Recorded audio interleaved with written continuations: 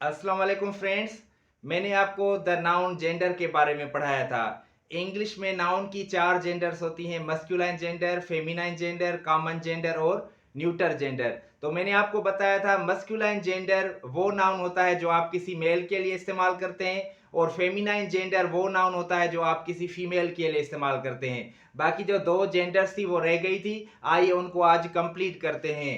तो मैं लिखता हूं यहाँ पे नंबर 3 में कौन सी जेंडर है? Common gender. तो आज हम सीखेंगे कॉमन जेंडर किसको कहते हैं। तो आइए सीखते हैं। ये जो कॉमन अल्फाज लफ्ज है, इस कॉमन का मतलब है शेयर्ड बाय ऑल। ये जो कॉमन का लफ्ज है इसका मतलब है शेयर्ड बाय ऑल, जो आप सबके लिए इस्तेमाल कर सकें। सब मतलब के कौन? यानी कि मेल और फीमेल। जी हाँ, जो नाउन आप मेल और फीमेल दोनों के लिए इस्तेमाल कर सकते हैं उसको आप कहेंगे कॉमन जेंडर। जो नाउन की जेंडर आप मेल के लिए भी इस्तेमाल कर सकें और फीमेल के लिए भी इस्तेमाल कर सकें उसको आप कहेंगे कॉमन जेंडर। जी हाँ, बहुत सारे ऐसे नाउन्स होते हैं जो आप किसी मेल के लिए भी इस्तेमाल कर सकते हैं और फीमेल के लिए भी इस्तेमाल कर सकते हैं। वो कौन से नाउन्स होते हैं? बहुत सारे होते हैं, मगर आइए बोर्ड पे कुछ लिखते हैं। देखिए, मैं पहला नाउन लिख रहा हूं स्टूडेंट। तो ये जो स्टूडेंट नाउन है ये आप किसी मेल के लिए भी इस्तेमाल कर सकते हैं, किसी फीमेल के लिए भी इस्तेमाल कर सकते हैं। यानी कि आप किसी बॉय को भी स्टूडेंट बोल सकते हैं और किसी गर्ल को भी स्टूडेंट बोल सकते हैं। तो इसका मतलब हुआ स्टूडेंट नाउन कॉमन जेंडर में आता है, इसको हम कॉमन जेंडर कहते हैं। उसके बाद नंबर 2, डॉक्टर। डॉक्टर आप देखें, आप मेल को भी डॉक्टर कहते हैं और फीमेल को भी डॉक्टर कहते हैं। तो डॉक्टर की जो जेंडर है वो है कॉमन जेंडर। उसके बाद हम लिखते हैं चाइल्ड। तो चाइल्ड आप मेल को भी कहते हैं, यानी कि छोटी बच्ची हो उसको भी आप चाइल्ड कहेंगे, अगर छोटा बच्चा हो, लड़का हो, उसको भी आप चाइल्ड कहेंगे।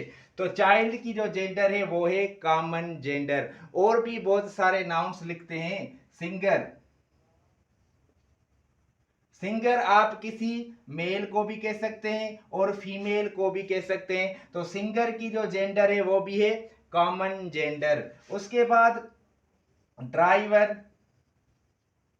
ड्राइवर अगर गाड़ी चलाने वाला कोई मर्द हो या कोई औरत हो तो आप उसको ड्राइवर कहेंगे। तो ड्राइवर की जेंडर कौन सी है? Common gender. जो नाउन आप किसी मेल के लिए भी इस्तेमाल कर सकें और फीमेल के लिए भी इस्तेमाल कर सके तो आप उसको कहते हैं common gender. Engineer.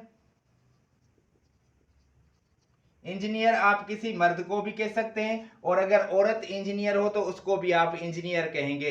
Engineer noun की जेंडर कौन सी है? Common gender. जो नाउन आप मेल और फीमेल में बार बार इसलिए रिपीट कर रहा हूं जैसे आपको समझ आए, जो नाउन आप मेल और फीमेल दोनों के लिए इस्तेमाल कर सकते हैं उसको आप कहेंगे कॉमन जेंडर। उसके बाद हम लिखते हैं बेबी। तो बेबी आप छोटे बच्चे, यानी कि अगर लड़का हो तो उसको भी कहते हैं, अगर लड़की हो तो उसको भी आप बेबी कहते हैं। तो बेबी नाउन जो है वो भी कॉमन जेंडर में आता है। उसके बाद थीफ। अगर लड़का चोर हो यानी कि मर्द चोर हो उसको भी हम थीफ कहेंगे। अगर लड़की चोर हो, औरत चोर हो तो उसको भी हम थीफ कहेंगे। तो अगर कोई लड़की मुझे देख रही है तो बुरा मत मानना, बहुत सारी लड़कियां होती हैं जो चोर होती हैं। उसके बाद ईटीसी करते हैं।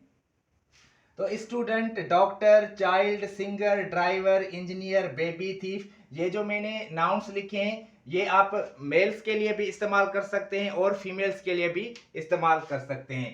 तो ये थी हमारी कॉमन जेंडर। अब जो लास्ट वाली जेंडर है वो भी कंप्लीट करते हैं। उसको हम कहते हैं neuter gender. Neuter gender. Neuter gender.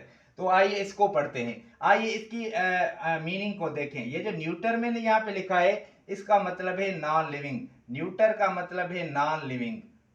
Non living जिसमें लाइफ ना हो, नॉन लिविंग। न्यूटर जेंडर वो नाउन जो आप किसी नॉन लिविंग चीज के लिए इस्तेमाल करते हैं उसको आप कहते हैं न्यूटर जेंडर। जी हाँ, फिर से सुने। जो नाउन आप किसी नॉन लिविंग चीज के लिए इस्तेमाल करते हैं उसको आप कहते हैं न्यूटर जेंडर। मेरे हाथ में एक चीज है उसको हम कहते हैं पेन। तो पेन देखें, ये किसी नॉन लिविंग चीज के लिए इस्तेमाल करते हैं, तो इसको आप कहेंगे न्यूट्रल जेंडर। उसके बाद हम लिखते हैं बुक, तो बुक भी नाउन है ना, तो किसी ना किसी जेंडर में तो इसको इंक्लूड करेंगे ना, तो कौन सी जेंडर में इसको इंक्लूड करते हैं, शामिल करते हैं, न्यूट्रल जेंडर। उसके बाद चेयर, चेयर के बाद मैं लिखता हूं ट्री, तो यहां पे डाउट हो गया।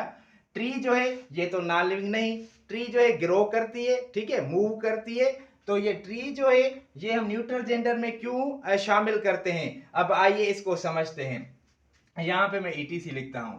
देखें, पहली जो जेंडर मैंने आपको पढ़ाई थी वो थी मस्क्यूलाइन। अब मस्क्यूलाइन जेंडर के लिए हम प्रोनाउन कौन सा इस्तेमाल करते हैं, ही इस्तेमाल करते हैं। बॉय के लिए आप प्रोनाउन कौन सा इस्तेमाल करेंगे, ही। किंग के लिए आप प्रोनाउन कौन सा इस्तेमाल करेंगे, ही। और उसके बाद जो मैंने आपको जेंडर पढ़ाई थी वो पढ़ाई थी फेमिनाइन। तो फेमिनाइन जेंडर के लिए हम कौन सा प्रोनाउन इस्तेमाल करेंगे, शी। तो गर्ल के लिए हम कौन सा प्रोनाउन इस्तेमाल करेंगे, शी। क्वीन के लिए हम कौन सा प्रोनाउन इस्तेमाल करेंगे, शी।